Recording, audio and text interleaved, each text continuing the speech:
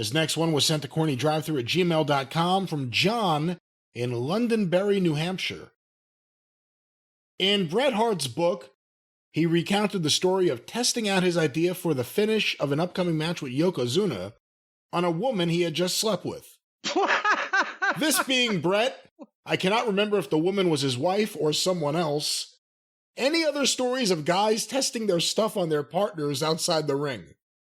Well, I don't remember that one, but to be honest, I did try to read and read most of Bret's book. It was encyclopedic in size and scope. It was a thick one with a lot of pages. I don't remember that specific passage, to be honest with you.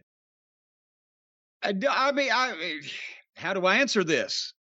Yeah, I've heard of a lot of guys trying out a lot of different holds on their intimate partners, but not with the idea of using it for a finish in a wrestling match.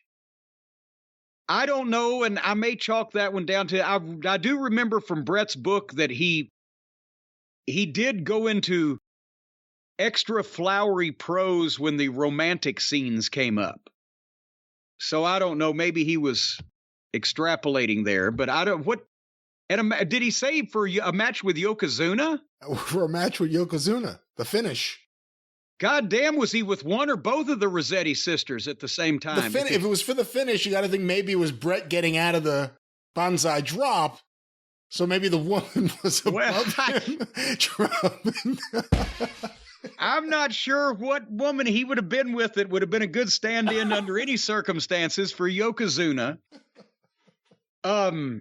So I'm going to have to leave that one alone. I'll tell you, the Rossetti sisters, of course, were longtime Northeast fans. Rossetti sisters that Bobby Heenan made famous on Primetime Wrestling. But there was two sisters in Chattanooga years ago that went to the matches that Nick put on and were just the nicest, sweetest people that you could ever imagine. And I can't remember their first names, but Bobby Eaton called them the Igor sisters. And, and Bobby doesn't have a mean-spirited bone in his body, he didn't, but they laughed about it because they knew that the boys had nicknamed them the Igor sisters because both these girls, they were...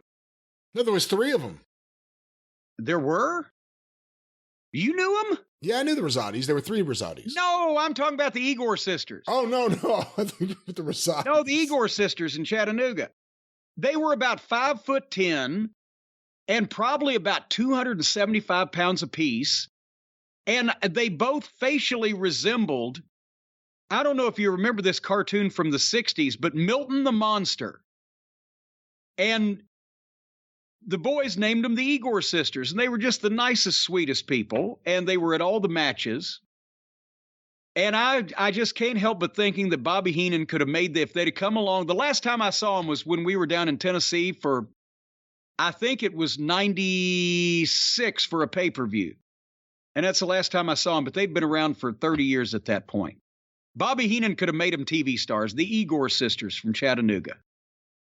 All right, I'm not sure if that answered. What were we talking about? Yeah, I don't know what we just answered. We're talking about Bret Hart testing his finish for the match with Yokozuna on a woman who may or may not have been his wife.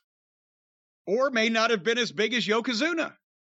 We will never know. That's what made me think of the Igor sisters. They weren't as big as Yokozuna individually, but together they occupied about the same amount of area.